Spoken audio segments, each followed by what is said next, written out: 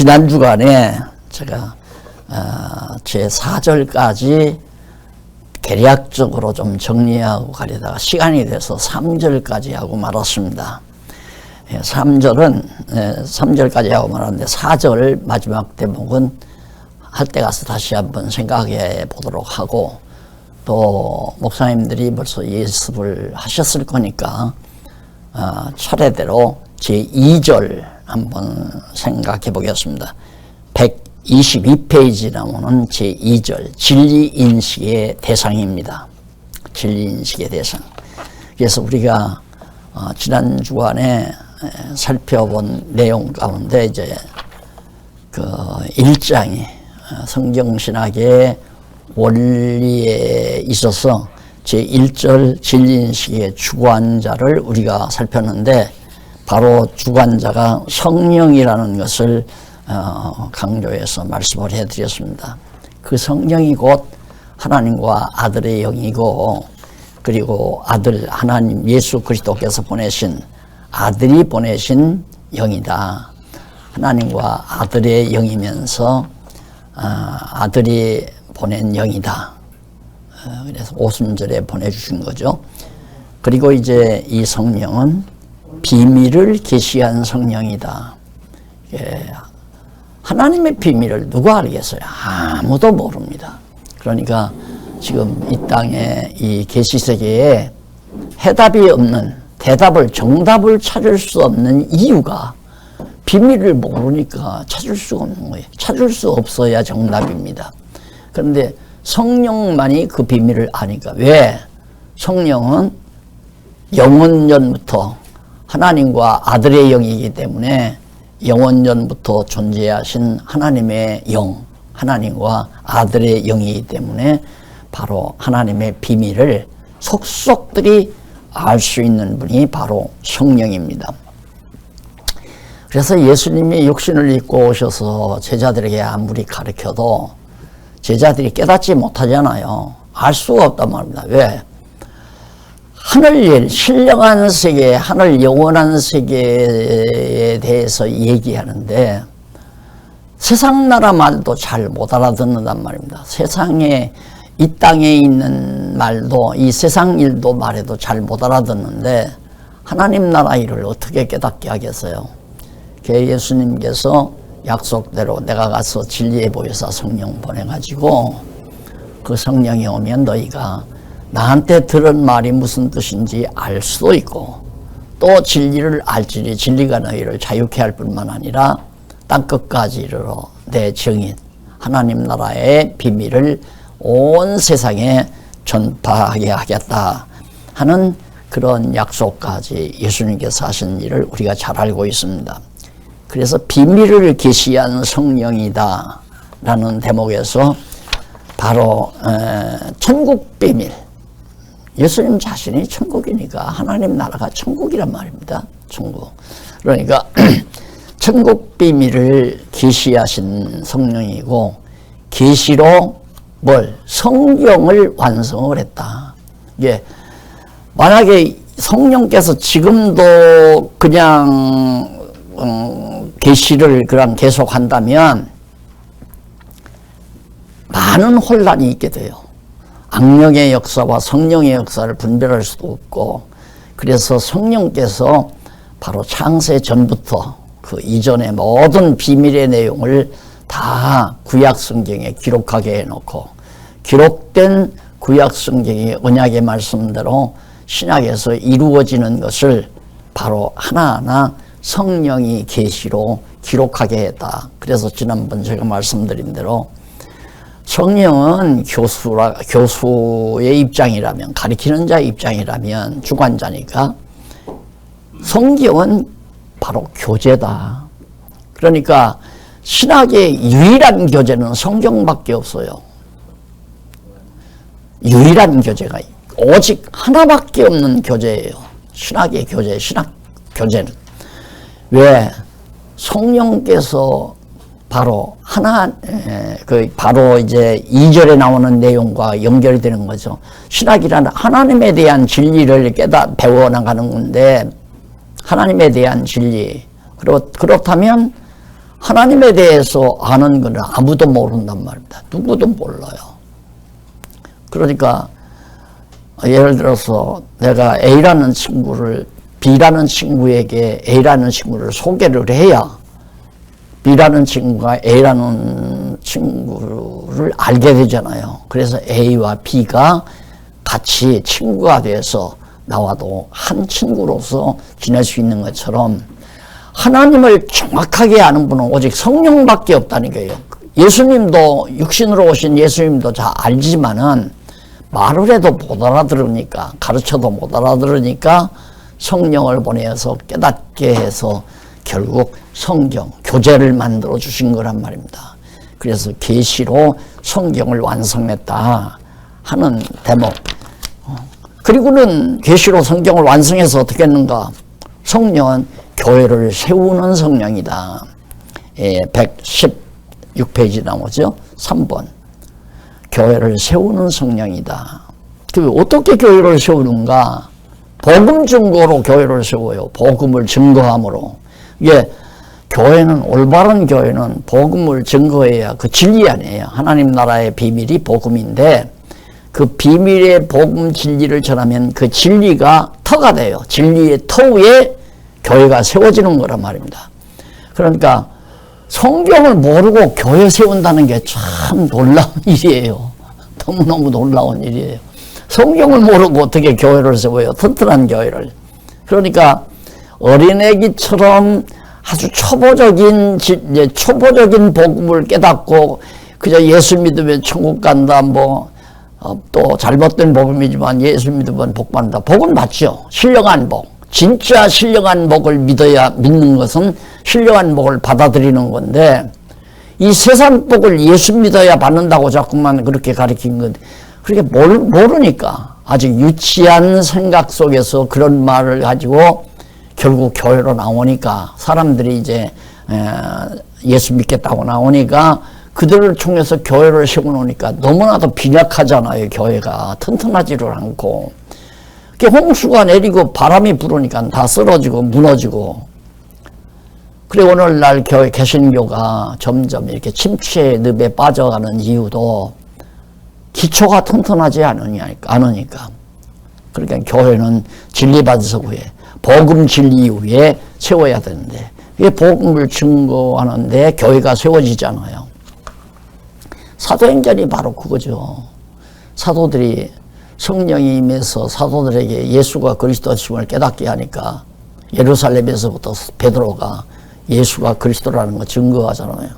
너희가 십자가에 못 박아 죽인 예수가 바로 구약에서 우리 열조들에게 언약한 바로 메시아다. 그런데 너희가 메시아를 몰라보고 십자가에 못 박아 죽였다. 그러니까 어찌할꼬 회개하고 막 하루에 3,000명, 5,000명씩 막 이렇게 회개하고 돌아오잖아요.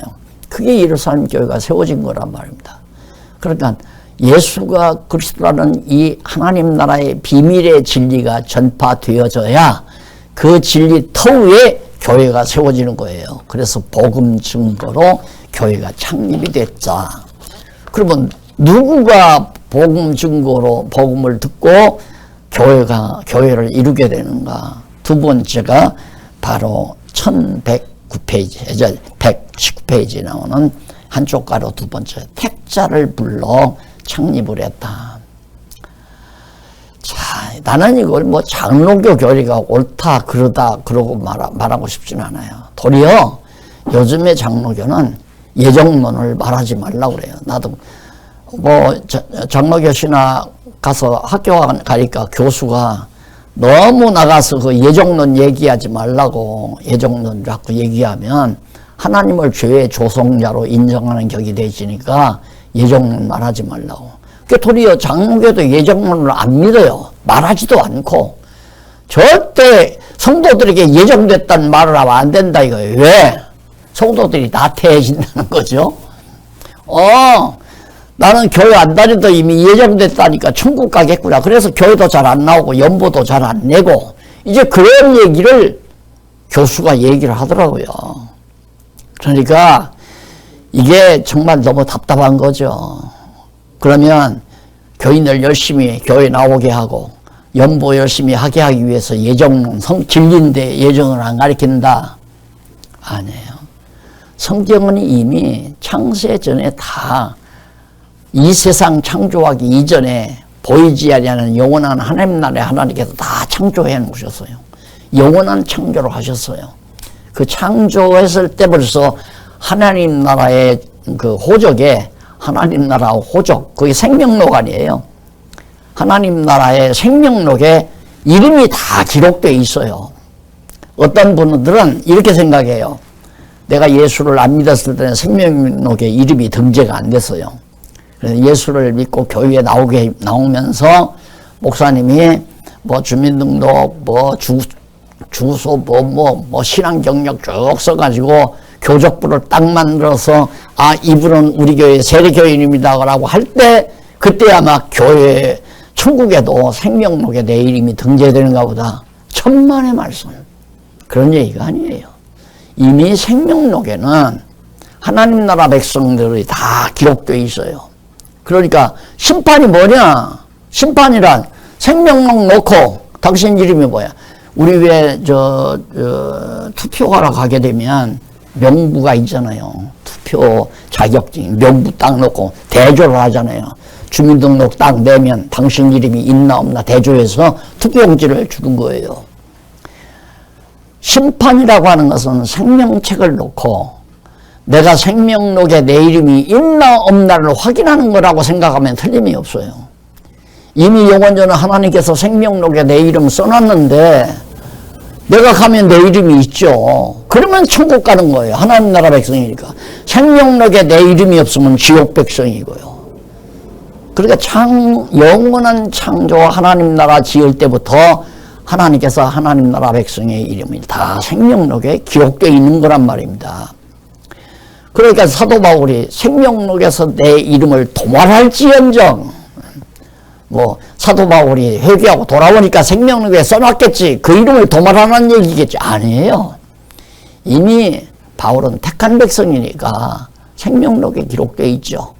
그러니까 그 생명록에서 내 이름이 도말할지언정 내 동족들이 구원 얻기를, 이 진리를 깨닫기를, 복음을 깨닫기를 간절히 사모하는 그 소원을, 간절함을 표현하는 하나의 용어로 쓰잖아요. 내 이름이 도말돼. 지금 택한 백성은 이름 다 기록되어 있어요. 그러면 여러분들의 증손자 가운데 택자가 있다. 증손자의 이름도 생명록에 이미 택한 백성이 기록되어 있다 이 말이에요. 그러니까 기록된 생명록에 기록된 그 택한 백성들을 불러서 지상교회 하나님 나라, 지상의 하나님 나라 백성으로 세워주는 거란 말입니다. 명부 써놔야 필요 없어. 교적부 만들어놔야 그거 다 그 완전한 거 아니에요. 교적부 썼다고 해서 천국 가는 거 아니고 안 썼다고 해서 천국 못 가는 거 아니란 말입니다. 저도 초기에 목회하면서 교적부 막 좀 두꺼운 용지에다가 잘 프린트해서 그렇게 해서 제 손으로 일일이 썼어요. 남 시키지도 않고. 그리고 사진도 일일이 받아서 전부, 그때는 뭐 딱풀도 없었으니까, 문방구에서 파는 풀이 없었으니까 찰밥에서 아주 한 번 붙이면 안 떨어지게 잘 정성껏 그렇게 해서 이렇게 두껍게 교적부를 몇 권을 만들어 놨는데 필요 없어요. 올 때는 다 그러고 오지만 갈 때는 인사도 없이 다 떠나요. 인사도 없이. 조금 섭섭하면 떠나고, 신발 안 왔다고 떠나고, 목사님이 인사 잘 안 받았다고 떠나고. 그러니 그게 생명록이 아니란 말입니다. 그래서 여기 택자를 불러서 교회를 설립한다.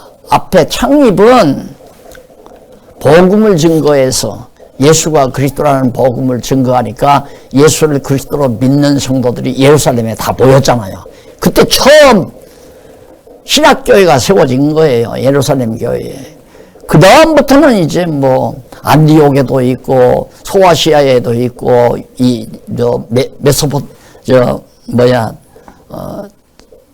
아가야 지방에도 있고 전부 택자들이 각 세상 나라 어디에도 다 있을 거 아니에요. 그 택자들을 하나하나 불러서 계속해서 하나님 나라를 지상에서 세워가는 거예요. 그래서 이방인의 구원의 수, 이방인들이 구원받아야 될 생명록에 기록된 자들이 다 부름을 받아 정말 교회를, 주님의 몸된 교회가 설립이 되면 주님 오실 날 유대인에게 구원이 갔다가 유대인의 구원의 수가 차면 예수님 오신다고 그랬잖아요. 그러니까 백성들을 누구가 하나님 나라 백성인가를 지상교회를 통해서 다 드러내는 거란 말입니다. 하나님께서 딱. 그래서 택자를 불러서 설립한다.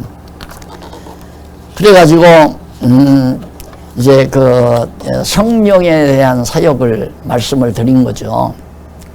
자, 이게 얼마나 중요한가. 이 성령론 안에 보세요. 성령론 안에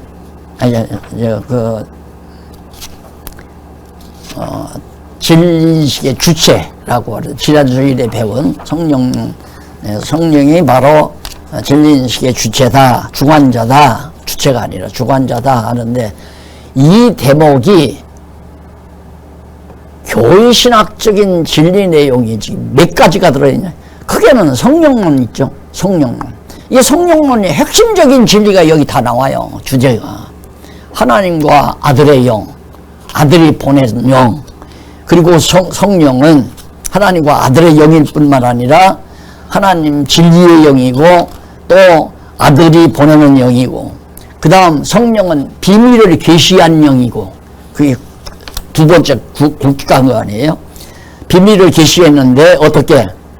제자들에게 깨닫게 해서 천국 비밀을 계시하고, 그 다음 천국 비밀을 계시로 성경을 기록하게 했고, 성령이 하시는 일입니다. 이게 천국 비밀을 계시하고 그 계시를 성경에 기록하고, 그 다음 성령이 하시는 일, 교회를 세우는 일. 이 성령론이 정확하게 아주 치밀한 성령론 아니에요. 그러니까 성경신학 서론이 아주 요점만 간단하게 했어도 벌써 개혁파 신학에 없는 성령론. 지난번에도 말씀드렸지만 칼빈이 성령에 대해서 많이 언급을 했거든요. 그런데 성령을 진리인식의 주관자로 보지 못하고 성경이 진리인식의 주관자라고 그렇게 말한 것은 너무나 아쉬움이 있는 부분이죠. 그러니까 성령론이 없는 우리 개혁파 신학에서 성령론이 이렇게 정리가 됐다는 건 엄청난 개가죠. 성령론 쓸 수 있잖아요. 그건 놓고 이제 그 위에 하위 주제들을 쭉 달아서 하면 500페이지도 쓸 수 있고 1000페이지도 쓸 수 있죠. 책은. 그래서 이걸 이렇게 서론을 쓸 때는 제 머릿속에는 큰 성령론이라고 하는 엄청난 진리체계가 머릿속에 담겨져 있기 때문에 그걸 요약 정리해서 한 것이 바로 성경신학의 원리 가운데 바로 인식의 주관자라고 하는 이 대목입니다. 그래서 이 교회를 어떻게 세우냐. 이게 이제 교회론이 나오잖아요. 교회론. 교회 누가 세우냐. 성령께서 세운다. 우리 사실 개혁파 신학의 성령론 좀 치졸하잖아요. 복음을 증거하고 택자를 불러 세운다. 교회 나와야 구원 얻는다. 분명히 학교 다닐 때는 교회는 구원하는 기관이 아니라 구원받은 백성들이 주님의 몸을 이루어 살아가는 그런 집단이 바로 그런 주님의 몸 내 지체가 교회다. 그렇게 배워놓고는 마치 교회 나와야 구원 얻는 것처럼 자꾸만 가르친단 말입니다. 그게 로만 캐톨릭의 잘못된 사상 아니에요. 교회 나와야 구원 얻는 게 아니잖아요. 구원 얻은 백성이기 때문에 주님의 몸된 교회를 이루는 거죠. 이게 교회를 이룬다는 것은 성령이 하나되게 하는 거예요.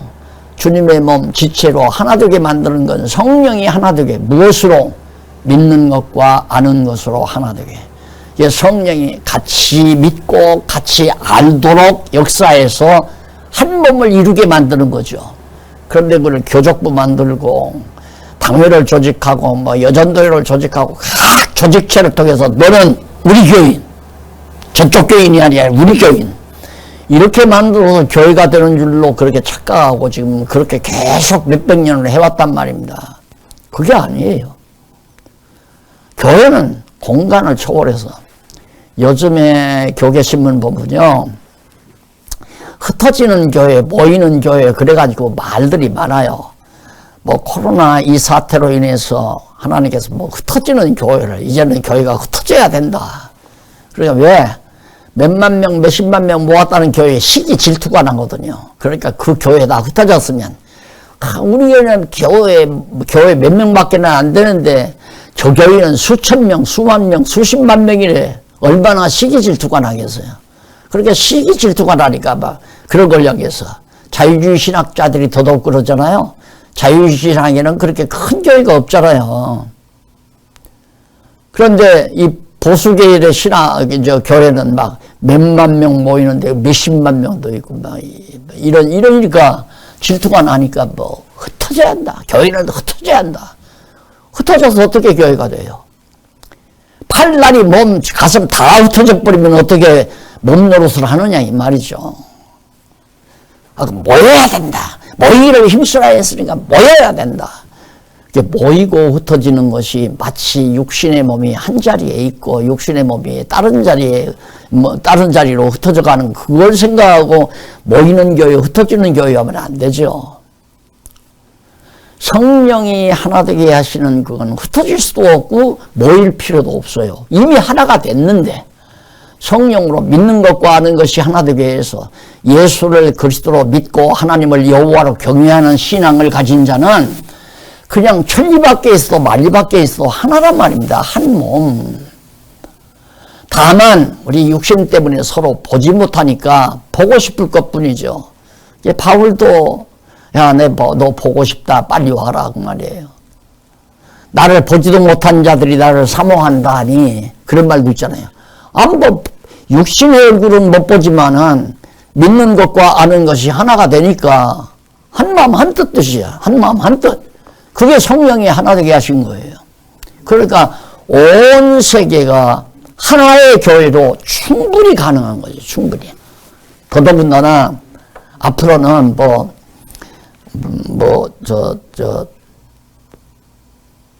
부산에서 서울까지 오는데 지금도 2시간 남짓이 오잖아요. 근데 들어온 택시를 타면 몇십 분 만에 오잖아요. 몇십 분 만에. 대한민국이 1시간 이내, 어디서라도 1시간 이내. 근데 꼭 일주일마다 봐야 된다는 법도 없잖아요. 1년에 한 번 만날 수도 있고, 한 달에 한 번 만날 수도 있고, 같은 가족도 그러는데, 옆동에 살고 있는 자녀들도 일주일이 가도 얼굴 못 보는 경우가 많고, 한 달이 지나도 얼굴이 못 보고, 무슨 생일이라든가, 무슨 기념일이라든가, 휴일, 그럴 때나 서로 만나서 밥 한 그릇 먹는 경우지, 일주일마다 만납니까? 매주? 한 가족도 그렇게 못 만나요. 한 가족도. 그러니까 우리가 교회라고 하는 것을 다시 달리 생각을 해야 돼요. 성령이 세우기 때문에 교회를 하나 되게 하는 것도 성령이 하나 되게 해요. 성령이. 내가 우리 교회 사태가 일어났을 때 서로 이제 견해가 다르니까 다를 수밖에 없죠. 성장한 자가 있고 아직도 성숙하지 못한 연약한 자, 약한 자가들이 있고 그러니까 한밥상에서도 어린애들은 피자 먹겠다고 하고 어른들은 갈비 뜯겠다고 그러고 다르잖아요, 입맛이. 그러니까 서로 갈등이 있을 때 막 갈라서야 된다고 난리를 안 된다. 분간은 안 된다. 분방은 가능해도 서로가 속상하면 분방할 수는 있죠. 분방하면 이리저리 한 집안에서 다니다가 만나게 되면 서로 이제 찌든거리던 얼굴이 펴질 수도 있고, 그래서 서로가 이해해서 다시 내가 좀 커보니까 이해가 가는구나 해서 서로 이해하고 납득하고 참고 기다리고, 이게 교회가 하는 일이죠. 서로 수틀린다고 원수 척지고 너는 저 파로 가 나는 이 파로 갈 테니까 이건 아닌데, 이건 아닌가. 왜? 성령이 하나 되게 하시는 거기 때문에 뭘로? 믿는 것과 아는 것으로. 그러니까 똑같은 성경을 똑같이 가르치면 같이 믿고 같이 아는 거죠. 근데 똑같은 성경 놓고도 똑같이 안 가르치니까 자꾸만 이질 현상이 생기잖아요. 문제는 어디 있느냐? 잘못 가르치는 데 있어요. 똑같이 안 가르치는데.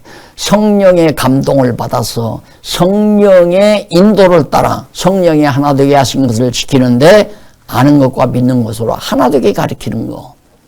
그러니까 똑같이 가르쳐야 하는데 어떻게 목사가 똑같이 가르치냐. 다 지금 자기 자존심도 있고 자기 주관이 있는데 그럼 목사가 자기 주관대로 가르쳐야 됩니까? 성경대로 가르쳐야 되죠. 성경대로. 예, 성경대로만 하면 교회는 하나로 단합이 되는 거지. 뭐 흩어지는 교회, 뭐 모이는 교회, 주일날 모이는 건 모이는 교회고 주일날 흩어지는 건 흩어지는 교회입니까? 그거 아니고 교회는 흩어질 수 없는 교회예요. 흩어질 수 없는 교회. 서양 복음을 전하기 위해서 인도를 갔다 중국을 갔다 그러면 흩어지는 교회입니까? 인도에 있고 중국에 있어도 하나의 교회예요. 한몸된 교회. 미국에 있어도 한몸된 교회. 그래서 자꾸 인간은 자기 바운더리를 정해놓고 울타리를 해요. 가두리 양식장을 해놓고 자꾸 고기 잡아다가 가두리 양식장에다가 잡고 가둬놓는 것이 교회 설립인 줄 아니까. 그래서 교회관이라는 것이 바로 여기 진리인식의 주관자 항에서 다 나온다 이 말입니다. 성령론 나오죠. 그 다음 교회론 나오죠. 교회론 나오는데 예정론도 거기 다 나오잖아요. 그러니까 이런 진리들이 다 함축되어 있는 것이 제1절 진리인식의 주관자였다. 그 다음에 이제 122페이지 제2절 진리인식의 대상. 뭘 우리가 알아야 되느냐. 물론 이 세상에 관한 것 알 것이 많죠. 건강하게 사는 비결도 알고 싶고 뭐 성공하는 비결도 알고 싶고 정치학도 알고 싶고 법률학도 알고 싶고 상업도 알고 싶고 뭐 각종 정보를 깨달아서 사는데 크게 정말 도움이 됐으면 하는 거 알 게 참 많죠. 그러나 인간으로서 특히 택한 백성으로서 인간으로서 하면 뭐 전부를 따지니까 인간 전체가 하나님을 제대로 알 리가 없죠. 이제 인간 전체가 아는 건 천국 지옥으로 가야 알아요. 지옥에 가서 하나님을 알아요. 아, 하나님 없는 줄 알았더니 진짜 하나님이 계시구나. 하나님이 저런 하나님이구나. 그때는 이제 두려움으로 지옥에서 하나님을 찬양하죠. 두려워하면서. 천국 간 백성은 이 땅 위에서부터 하나님을 알고 경외하고 하나님을 섬기며 살아야 하는 것이 인간의 본분이니까 하나님 백성의 본분이니까 택한 백성을 불러서 성령께서 믿는 것과 아는 것으로 하나 돼가지고 그리스도의 몸된 교회로 이루어 놓는 거란 말입니다. 그러니까 인식 대상은 두말할 것 없이 진리인식은 하나님을 알아야 진리인식이 돼요. 하나님을 모르면 진리인식이 없어요. 불가능해요. 진리 없다니까요. 한번 대학에 가서 아니면 대학원에 가서 석학원에 가서 한번 물어봐도 진리가 있냐고. 없다고 그래요. 진리는 없어요. 정답이 없단 말이나 진리가 없단 말이나 마찬가지예요. 그런데 마치 세상에 무슨 진리가 있는 것처럼 서로 싸우고 내가 옳다 네가 옳다 이렇게 싸우니까 참 답답하죠. 싸울 일 뭐가 있어요. 진리가 없는데 진리가 없는 세상에서 다툴 필요가 없죠. 우리 싸움은 그냥 성경 진리 싸움이에요. 진리 싸움은 있는 거예요. 진리 싸움은 화내고 욕하고 막 비난하고 그러면서 싸우는 게 아니라 참고 기다리고 사랑으로 인내하면서 소개하고 권면하고 타이르고 그게 진리 싸움이에요. 그러니까 왜 진리의 본체인 하나님을 우리가 알기 때문에 그 진리의 대상이 하나님이죠. 그래서 우리는 자꾸만 이제 기독교 통합학문 얘기도 하고, 바로 종합학문 얘기도 하고, 기독교 총서, 기독교 학문 총서 얘기도 하고, 얼마든지 가능하다고 내가 그랬잖아요. 서론에서. 얼마든지 가능해. 진리가 나왔으니까, 답이 있으니까. 우리는 답을 알고 연구하는 거죠. 답을 알고. 원래 연구는 답을 찾기 위해서 연구하는데, 하나님을 알면 이미 답이 나와 있어요. 나와 있기 때문에 그 답이 나올 때까지 이제 공식을 풀어야죠. 그게 바로 자연과학이라는 거고, 인문과학이라는 거고, 세상학문이 바로 그런 것들이에요. 세상학문을 잘 연구하면서 해답, 하나님을 하나님답게 발견하기까지 자연과학, 인문과학을 연구하면 대학자죠. 진짜 학자죠. 그래서 진시의 대상이 하나님인데, 어떤 하나님? 만물의 창조주 하나님. 만물을 창조하신 하나님이란 말입니다. 근데 이 창조 기사가 창세기의 초두에 살짝 비치잖아요.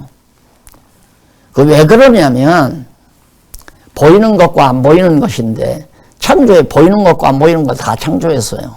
첫날에 창조한 하늘과 땅은 안 보이잖아요. 네. 둘째 날에 창조한 것도 잘 안 보여요. 그 다음, 일곱째 날까지 창조한, 여섯째 날까지 창조한 것도 지금은 우리가 볼 수가 없어요. 우리는 타락한 세계 것 봐요. 타락한 태양, 타락한 달, 타락한 우주, 저주가 덮인 우주, 지구, 천체, 이 저주가 덮여진 것을 우리가 지금 본단 말입니다. 이게 저주가 덮여진 우리 인간들에게 알아야 될 하나님의 비밀, 하나님을 깨닫게 하기 위해서 계시한 것이 성경이라 이 말이에요. 그러니까 성경은 보이지 않는 것은 요한계시록에서 살짝 또 설명하잖아요.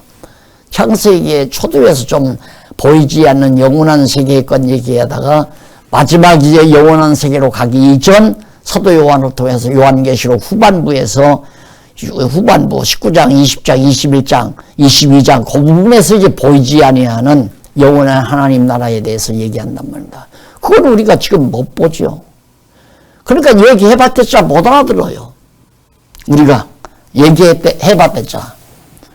그러니까 내가 여기 앞에서도 얘기했지만 지구의 연대가 빅뱅이 125억 년 전, 125억 년 전에 빅뱅 큰 폭발이 일어나가지고 결국에는 블랙홀이 생기고 그러면서 이제 우주가 형성됐다 이러는데 말도 안 되는 얘기죠. 예. 아니 천지가 창조 안 되고 보이지 아니하는 세계에 그게 시간이 지구가 같아요? 그걸 사도 바울이 또 베드로가 뭐라고 그러냐면 하루가 천년 같고 천년이 하루 같다는 말이 꼭 계산적으로 천년을 말하는 것도 아니잖아요.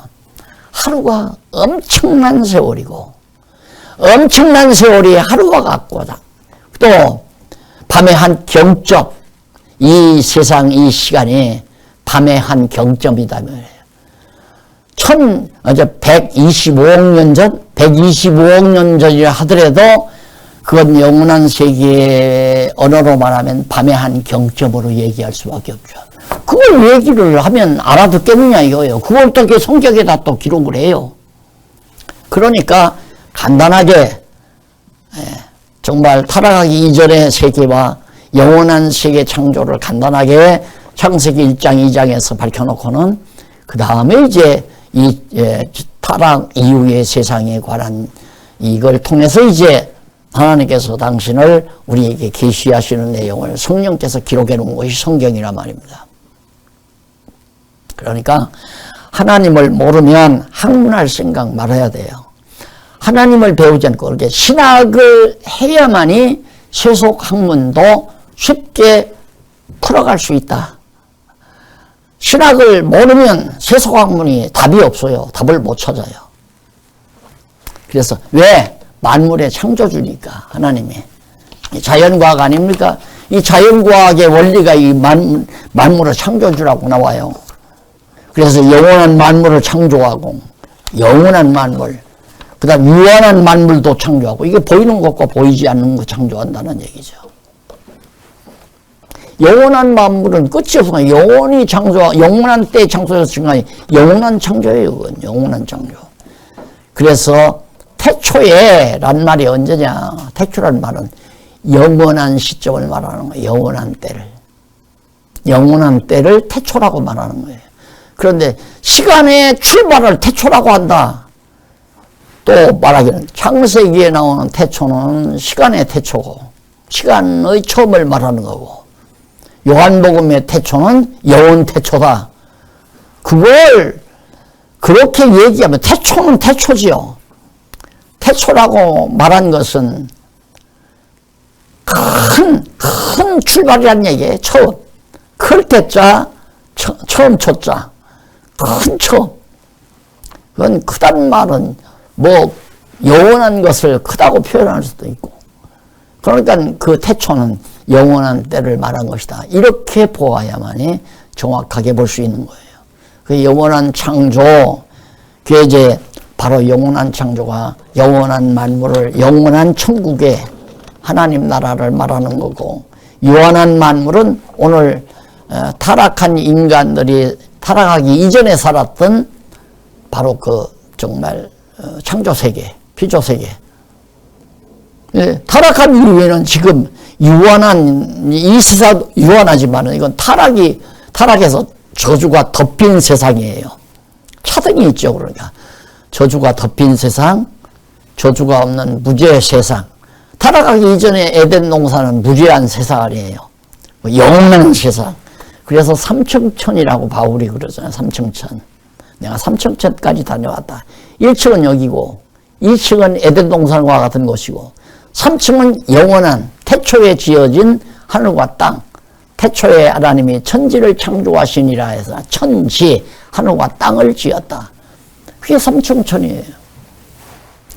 바울 말을 못하잖아요. 표현할 수가 없으니까. 표현할 길이 없어요. 왜 이 세상 그 무엇으로 표현을 해야 되겠는데 표현할 길이 없는 거예요. 그래서 유한한 만물 창조를 하셨기 때문에 당연히 하나님을 알아야 모든 진리를 깨달을 수가 있다. 그 다음 그 하나님은 만물을 창조할 뿐만 아니라 사물의 주관자예요. 이 지어놓으신 세계를 향해서 섭리하시는 모든 역사적인 사건들이 있죠. 사실들, 일들, 일어나는 일들, 뭐 우주 전체가 움직여지는 일이라든가 인간들이 살아가면서 나라를 세워서 다스려가는 일이라든가 천지재변이라든가 온통 일어나는 모든 일들이나 그 일들이 일어나는데 쓰임받은 모든 만물들을 누가 주관하는가? 하나님이 주관한다. 여기에 토가 그러나가 붙지 않아요. 하지만 이런 말도 붙지 않아요. 그냥 하나님이 사물을, 하나님이 만물 다 주관해 놓고 하나님이 이 만물 위에서 일어나는 일과 모든 물질을 전부 주관하신다. 공중에 나는 새 한 마리도 하나님 허락 없이는 안 떨어져요. 머리털 하나까지라도 쇄신 받으시고 하나님이 허락 없이는 머리카락 하나가 희고 검게 할 수도 없는 거고, 그렇게 치밀하게 하나님께서 사물을 주관하고 다스리는 것. 내가 오늘 여기 올 때 택시를 타고 왔다, 걸어왔다, 그런 것까지라도 다 하나님이 주관하는 거고 다스리는 거고, 내가 깜막 잊어버리는 것도, 내가 다시 기억나서 말하는 것도, 이거 모두가 다 하나님이 주관해 가시는 것이다. 이게 전지전능자죠. 할 말 없잖아요. 이런 분을 우리가 알아야 된다 이 말입니다. 이걸 아는 것이 성경신학이다. 정확하게. 성경을 통해서 이게 깨끗하게 다 정리되잖아요. 여기 서론도 성경을 통해서 말하지만은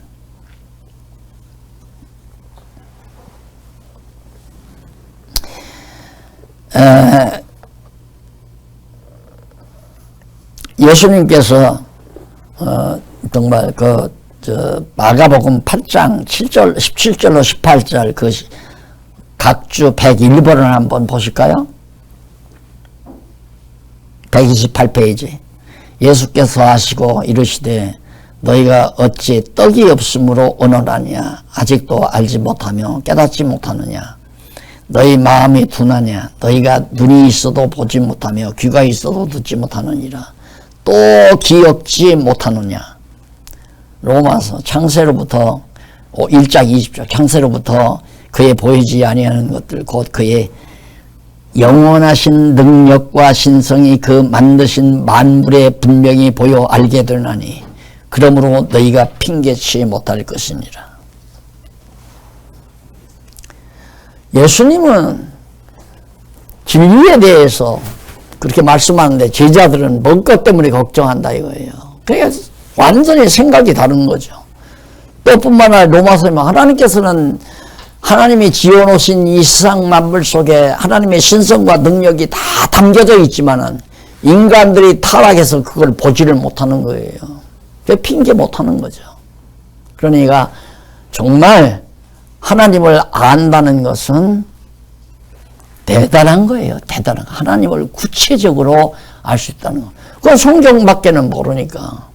그래서 성령께서 성경을 통해서 바로 만물 창조주 하나님, 사물을 주관자이신 하나님을 알게 하는 것이 그것이 바로 신학이다. 이제 이런 얘기입니다.